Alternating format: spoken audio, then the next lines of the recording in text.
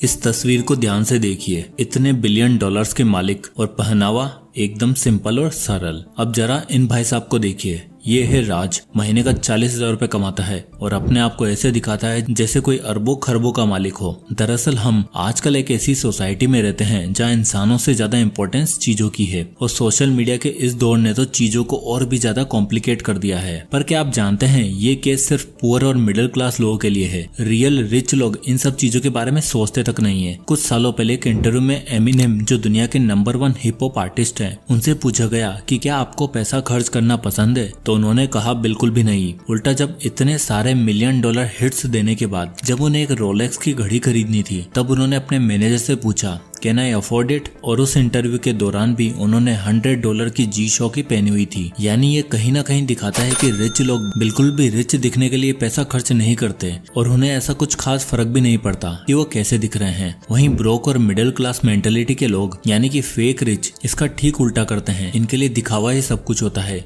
भले ही बैंक में फूटी कोड़ी ना हो। अब जरा समझो कि अक्सर रिच लोग नॉर्मल क्यों रहते हैं। दरअसल आप जितने मॉडेस्ट और लो प्रोफाइल रहते हो आपका बैंक अकाउंट उतना ही ज्यादा इंक्रीज होता है। और इस बात को प्रूव करने के लिए मेरे पास एक या दो नहीं बल्कि पूरे 8 कारण हैं, जिसमें सबसे पहला आता है reason number 1, perception of money, यानी पैसे को देखने का नजरिया। मोस्टली पुअर लोगों की नजरों में पैसों का मतलब है अपने बिल्स पे करना, सामान खरीदना और 2 वक्त की रोटी निकाल लेना। वहीं मिडिल क्लास लोगों का पैसों का देखने का नजरिया कुछ अलग है। मिडिल क्लास लोग सोचते हैं कि पैसों का यूज किया जाए अपने कंफर्ट के लिए और अपने इसी कंफर्ट के चक्कर में वो ऐसी चीजें खरीद लेते हैं जो उन्हें लगता है एसेट है, पर असल में वो है लाइबिलिटीज जैसे credit card loan, home loan, car loan, personal loan. लेकिन अमीर लोग यानी द रियल रिच इस मामले में कुछ अलग तरह से सोचते हैं। वो पैसों को एक टूल की तरह समझते हैं जिससे वो स्टॉक्स, रियल एस्टेट, प्रॉपर्टीज या गोल्ड खरीद सकें, जो उनकी हर एक लाइबिलिटी को ऑन टाइम पे ऑफ भी कर देगा और उन्हें लॉन्ग टर्म रिटर्न भी देगा। तभी दुनिया के सबसे अमीर इंसान होने के बावजूद इलोन मस्क एक दिन ट्वीट कर कहते हैं कि वो एक $45,000 के हाउस में रहते हैं। मार्क जकरबर्ग को आप जब भी देखोगे वो एक सिंपल सी प्लेन टी शर्ट में दिखेंगे। यहाँ तक कि हमारे जोहो के मालिक श्रीधर जी भी, जो $3.75 बिलियन की नेटवर्थ रखते हैं, वो आज तक साइकिल से ऑफिस जाते हैं और एक शर्ट और धोती पहनना पसंद करते हैं। So the point is, wealthy लोगों को हमेशा रिच दिखने की जरूरत नहीं होती। उन्हें पता होता है कि उनकी टॉप प्रायोरिटीज क्या है और उन्हें लोग किस लिए देखना पसंद करते हैं। उनका काम, उनके ब्रिलियंट माइंड और उनके बिजनेस की वैल्यू इतनी बड़ी है कि लोग उन्हें जज कर ही नहीं सकते। ठीक इसी तरह अगर आप भी इन्वेस्टिंग करते हो, फाइनेंशियल प्लानिंग कर रहे हो, इमरजेंसी फंड बना रहे हो, तो आपको किसी को कुछ प्रूव करने की जरूरत नहीं है। अपने मन के हिसाब से काम करो और पैसा सही जगह लगाओ। Reason number 2, it's very expensive to look rich. अक्सर हम दूसरों की देखा देखी काम करते हैं और इसी चक्कर में ऐसी चीजें उठाकर ले आते हैं जिसे एडजस्ट करने में और उसके हिसाब से एडजस्ट होने में हमें और भी ज्यादा खर्चा करना पड़ता है। इसे डिट्रियोट इफेक्ट कहा जाता है, जिसे फ्रेंच फिलोसोफर डेनिस डिट्रियोट ने डिस्कवर किया। दरअसल 1769 में किसी ने उन्हें सुंदर सा रेड गाउन गिफ्ट किया जो काफी एक्सपेंसिव था। तो हुआ ये कि जब उन्होंने उस गाउन को और अपने घर को देखा तो पाया कि दोनों में जमीन आसमान का अंतर है। इसलिए उनको अपनी चेयर्स, अपनी टेबल, अपना कपबोर्ड, यहाँ तक कि अपना वार्डरोब भी पूरा का पूरा चेंज करना पड़ा, जिसमें उनके गाउन के हिसाब से सारे कपड़े पड़े होते। और इस पूरे प्रोसेस ने उन्हें बड़े कर्जे में डाल दिया। ठीक इसी तरह अर्जुन ने भी 5-6 साल नौकरी करने के बाद पैसा सेव किया और 80,000 महीना सैलरी तो थी, और फिर उसने सोचा कि उसे अपनी ड्रीम कार लेनी चाहिए और उसे पसंद आई Tata Safari pure plus 22 lakh की गाड़ी। अब अर्जुन ने सोचा 2 लाख की डाउन पेमेंट करके 20 लाख की EMI बनवा लेते हैं और चमचमाती गाड़ी लेकर निकलते हैं। तो अगर इस EMI कैलकुलेटर में देखोगे तो अर्जुन ने 20 लाख का लोन लिया है 8.5% के इंटरेस्ट रेट पर और 5 सालों के लिए लोन बनवाया। तो उसे हर महीने 41,000 की EMI देनी पड़ेगी। और उसके बाद वो लेकर निकला अपनी ब्रांड न्यू गाड़ी। पर गाड़ी लेकर निकलने के बाद अर्जुन को समझ आया कि इसके साथ अर्जुन को हर साल इंश्योरेंस का पैसा भी देना पड़ रहा है। गाड़ी महंगी है तो सर्विस भी महंगी है। कार वो जहाँ बाकी व्हीकल्स पे 500 लगते थे वहीं इनके 1000 रुपए लगते हैं। Road tax, fast tag, maintenance cost और टायर मिलाकर अर्जुन को सिर्फ गाड़ी पर 55,000 तक का खर्चा आ जाता है। पर भाई साहब ने डिट्रियोट इफेक्ट पढ़ लिया होता तो महंगा सौदा ना करना पड़ता और सिर्फ रिच दिखने के लिए अपनी 70% सैलरी सिर्फ गाड़ी को ना देता। तो देखा आपने रिच दिखना कितना महंगा है। 1769 में भी था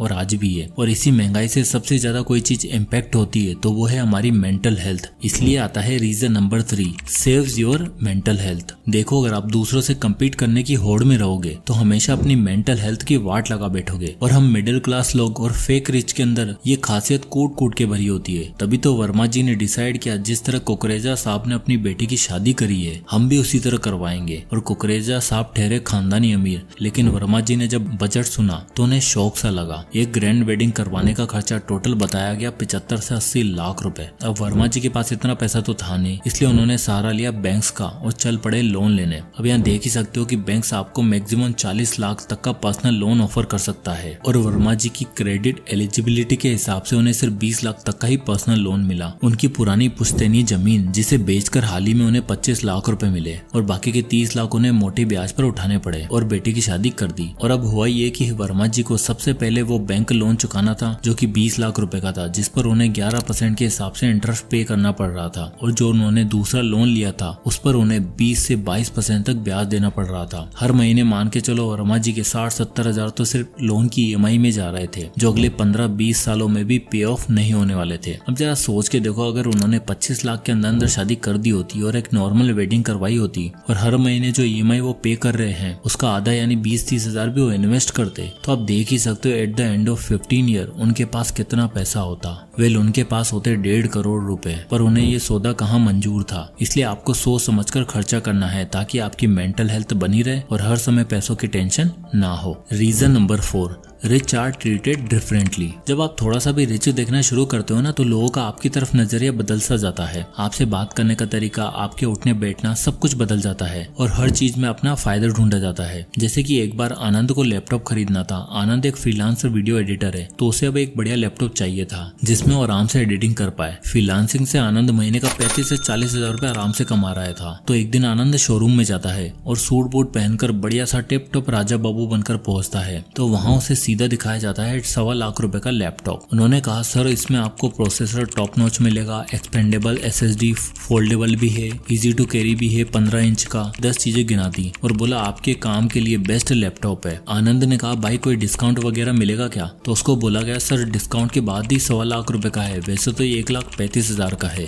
ऊपर से आप EMI पर ले रहे हैं तो आपके लिए बेस्ट है। फिर उसे कुछ दिनों बाद उसका दोस्त नितेश मिला। नितेश भी एक फ्रीलांस वीडियो एडिटर था और उसे भी बढ़िया लैपटॉप चाहिए था। उसने आनंद से पूछा तो आनंद ने अपना लैपटॉप दिखाया और फीचर्स बताए। तो जब नितेश ने प्राइस सुना तो वो हैरान हुआ कि भाई ये सेम चीज एक बजट फ्रेंडली लैपटॉप में मिल जाती है, तुमने इतने पैसे क्यों दे दिए? अगले दिन नितेश सेम स्टोर पर गया, लेकिन वो कैजुअल कपड़ों में था, स्पोर्ट शूज और सिंपल लुक में था और उसने अपनी प्रेफरेंस बताई। तो उसे सेम क्वालिटी वाला लैपटॉप 85,000 रुपए में दिखाया और नितेश ने कहा, मुझे EMI नहीं चाहिए, वन टाइम पेमेंट कर रहा हूँ। तो एक्स्ट्रा 5,000 का डिस्काउंट भी मिला। और यही सेम चीज आपको हर जगह देखने को मिलेगी। अगर आप सेल्समैन की नजरों में रिच चमक गए तो भैया कट जाएगा, लेकिन अगर आप ठीक तरीके से रिसर्च करके बेटर जजमेंट के साथ स्पेंड करने गए तो आपको कभी भी कोई चूना नहीं लगा पाएगा। और इसके पीछे का एक बड़ा रीजन है, वो ये है reason number 5, it invites the wrong people. तो जब भी आप थोड़ा रिच दिखने लगते हो या अपने आप को शो ऑफ करते हो तो आपको 3 तरह के लोग दिखने को मिलते हैं। पहले आते हैं डू इट लाइक मी वाले लोग। इसमें मैं आपको अपना पर्सनल एग्जांपल बताता हूँ। तो रिसेंटली मेरे फ्रेंड का एक फ्रेंड कनाडा से आया था हॉलीडे पे। तो वहाँ पढ़ाई लिखाई खत्म करके वो अच्छी खासी नौकरी कर रहा था।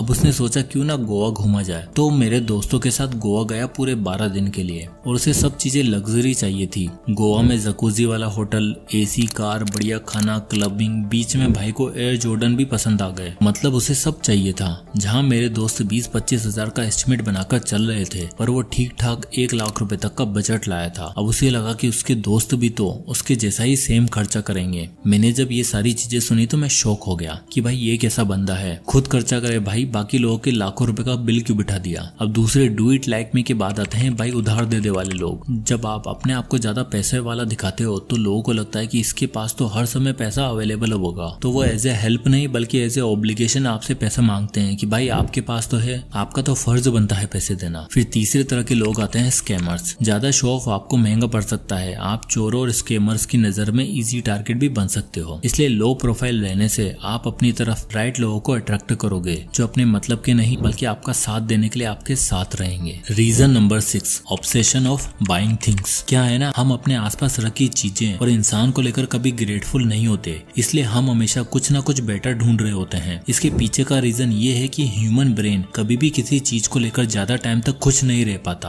और स्पेशली मिडिल क्लास लोग। दरअसल इस कॉन्सेप्ट को हेडोनिक ट्रेडमिल कहा जाता है, जिसमें ये माना जाता है कि इंसान अपनी लाइफ में हुए किसी भी चेंज की वजह से ज्यादा टाइम तक खुश नहीं रह पाता। इवेंचुअली वो एक स्टेबल लेवल ऑफ हैप्पीनेस पर आ ही जाता है। 1978 की एक स्टडी में ये पाया गया कि लॉटरी विनर्स का हैप्पीनेस लेवल लॉटरी जीतने के पहले और लॉटरी जीतने के 2 महीने बाद बिल्कुल सेम था। यानी इतने बड़े मॉनेटरी गेन के बावजूद उनका हैप्पीनेस लेवल सेम वापस से नीचे आ गया। ठीक इसी तरह नमन को भी अभी अभी लॉन्च हुआ iPhone 16 पसंद आया और इन्होंने 1,35,000 का iPhone 16 Pro प्री ऑर्डर कर दिया, वो भी 6,000 की मंथली EMI पर। अब होगा क्या कि कुछ दिनों बाद iPhone 16 की खुशी खत्म हो जाएगी और हैप्पीनेस लेवल वापस से स्टेबल हो जाएगा, पर EMI का कष्ट अगले 8-10 महीनों तक उठाना पड़ेगा। और ये सिर्फ नमन का नहीं बल्कि हर दूसरे मिडिल क्लास इंसान की कहानी है। इंडिया में 70% लोग आईफोन EMI पर खरीदते हैं और 6 महीने बाद बोर होकर फिर कुछ नया लेने निकल पड़ते हैं, because they are obsessed. Reason number 7,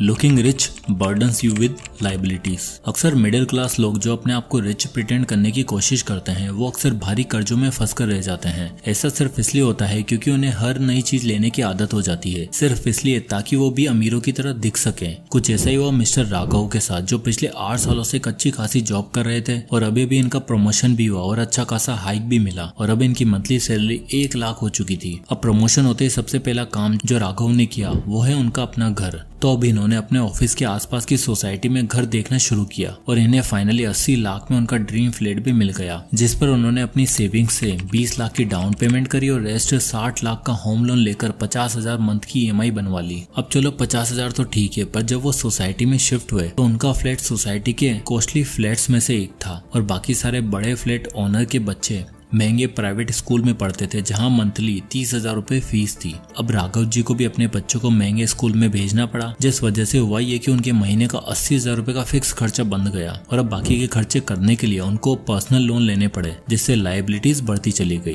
यानी सिर्फ रिच दिखने के लिए राघव जी ने डेट और EMI का सहारा लिया, जिसके बदले में उनको हमेशा काम करना पड़ेगा और एक बुरी सिचुएशन उनसे उनका सब कुछ छीन लेगी। इसलिए don't attach liabilities. Reason number 8, The goal is to retire rich, not look rich. देखो, नकली अमीर बनने से होता ये है कि अक्सर आपकी लाइफस्टाइल कॉस्टली हो जाती है और आप अपने पैसों की अपॉर्चुनिटी कॉस्ट भी खो देते हो, जैसे कि मैंने पहले भी बताया। और रिटायरमेंट तक आते आते आपके पास कोई सेविंग्स, कोई इन्वेस्टमेंट, यहाँ तक कि एक एसेट भी नहीं बचता। जबकि हमें रिटायरमेंट के लिए द 4% रूल फॉलो करना होता है, जो ये बताता है कि आपको रिटायरमेंट के समय कितना बड़ा पूल ऑफ फंड चाहिए, जिसमें से अगर आप हर महीने 4% भी विड्रॉ करो तो भी आपका पैसा कभी खत्म ना हो और आप नॉर्मल लाइफस्टाइल जी सको। और ये रिटायरमेंट फंड बनाने के लिए एक सिंपल सी कैलकुलेशन करनी होती है। तो मान के चलो अब इस समय आपकी मंथली 30,000 रुपए फिक्स्ड खर्चा है, तो आपका एनुअल एक्सपेंसेस होगा 3,60,000 रुपए। अब इसको अगर आप 4% से डिवाइड करोगे तो आंसर होगा 90 लाख रुपए। यानी आपकी रिटायरमेंट तक आपके पास 90 लाख या 1 करोड़ होने चाहिए, जिसके लिए अगर आप हर महीने 20,000 रुपए इंडेक्स फंड में इन्वेस्ट करते हो तो अगले 15 सालों में आपको 12% के हिसाब से 1 करोड़ आसानी से अचीव हो जाएंगे। पर अगर आप महीने के 90,000 से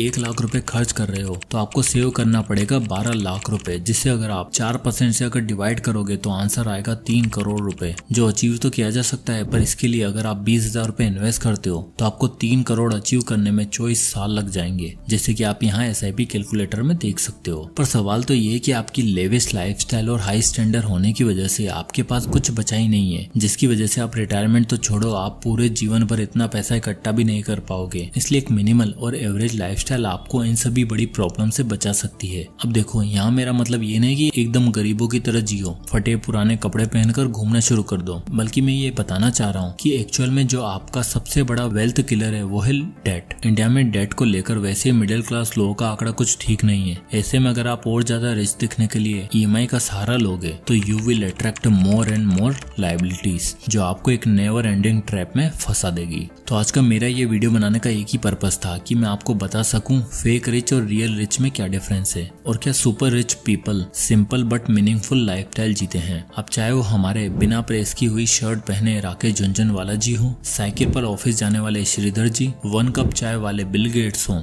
या वर्ल्ड के नंबर 1 इन्वेस्टर वॉरेन बफेट, सभी इस चीज को जानते हैं और समझते हैं। ये भी मिडिल क्लास लोग ही थे, पर इन्होंने वो सब नहीं किया जो इस समय आप कर रहे हो। इसलिए अपने आप को चीजों से नहीं, नॉलेज से अटैच करो, क्योंकि एक लौती ऐसी चीज है जो आपको सच में अमीर बनाएगी, जो आपकी लायबिलिटीज को भी एसेट में कन्वर्ट कर देगी। जय हिंद।